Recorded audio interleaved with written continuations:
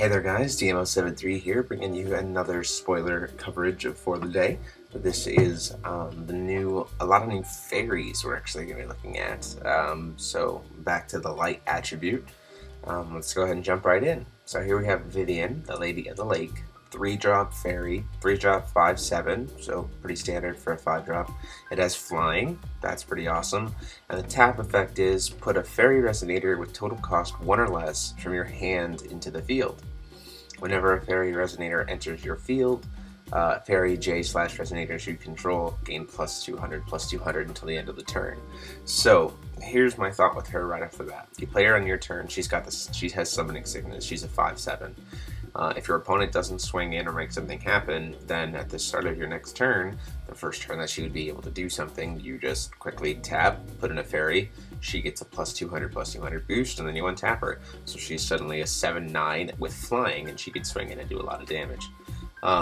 Even more so if you then proceed to play even more fairies. So that's actually pretty good because it's all fairy J/resonators. The other thing is she's going to boost Alice, the ruler, because I believe Alice, the ruler for this set, is fairy, has fairy combined with her. So that's really also very important, that field pump for the kind of presence that Light is going to be bringing with all the low drop fairies.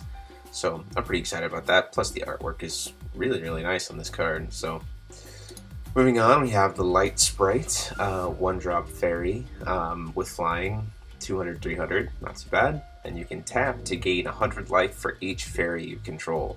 That can be pretty important. You can, flash her in kind of thing. You could say flash her in during your opponent's turn with Vivian. Sorry about that. Flash her in during your opponent's turn with Vivian. And then on your turn, play a bunch of fairies and then tap her and immediately gain some life. So very cool kind of tricks that I think with the life gain that I think is going to help make fairies have some edge. Then we have Protection of the Fairies. It is an addition resonator, 1-drop light, but it's free if it targets a fairy. That's really cool. And then added resonator gains plus 200. So this is essentially just a free equip to any fairy card that you're running, and you can banish the card to prevent the next damage that would be dealt to target resonator until the end of the turn. So it doesn't have to be the resonator that it's equipped to, it can be target resonator. I think this is going to be pretty much a very important 4-of, really, in any kind of fairy deck, because a lot of the fairies lack a lot of significant strength. And the fact that this card essentially becomes free if it targets a fairy, and has that protection effect as well, is really good. Elaine the Fairy, we have a 2-drop fairy, resonator with flying, and the awakening of when this card enters your field, reveal it, and search your main deck for a card named Protection of the Fairies, reveal it, and put it into your hand. So this essentially just makes it so that you're guaranteed to get one of those additions if you play her on turn 3, which is not too bad. So, and then only other fairy J/resonators you control getting plus 200 attack. So she helps to kind of pump up the attack of all your other fairies. And then combine that with putting a Protection of the Fairy on her automatically, because Protection of the Fairy is free, and so she becomes a 6/6, which is pretty solid for something you have to play on turn 3 that searches. Similar to like Oz, it's good stat-wise. Then we have Nimue the Fairy, who's kind of the opposite of the other fairy. Still has the flying, still has a 2-drop with a 1-drop light awakening. When this card enters your field, put target card named Protection of the Fairies from your graveyard into your hand, and other fairy J/resonators you control gain plus 200 defense. So if you banish a Protection of the Fairies to protect something, and you follow it up with a Nimue, bring it back into your hand and re-equip it to something for free. So I definitely think that Protection of the Fairies is going to be a very important card for any kind of fairy deck. There's a lot of cards that synergize with it. And then we have our new Magic Stone. It's the second special Magic Stone we've seen. As this card, it's Fairies Memoria.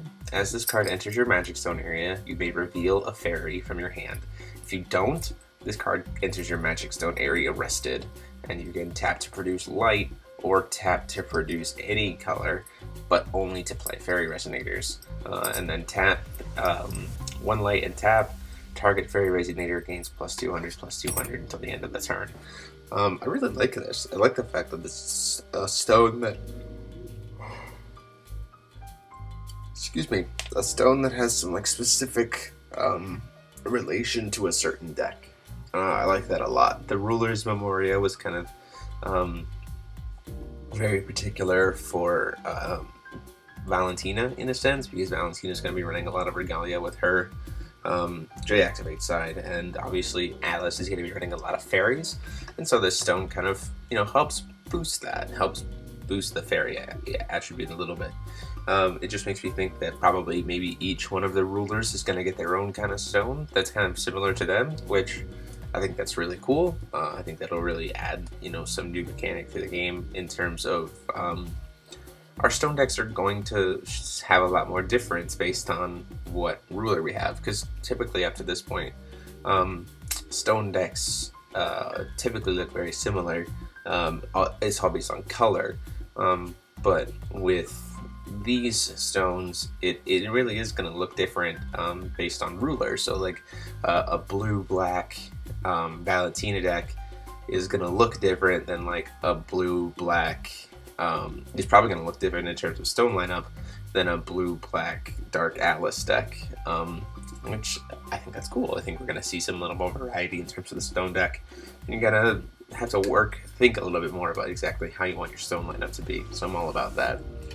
So that is all we have for the day, guys. Let me know what you think about these cards, whether you think they're great, whether you think they're horrible, what deck you would want to play them in. Go ahead and like, comment, and subscribe. And until next time, this is DMO73 signing off.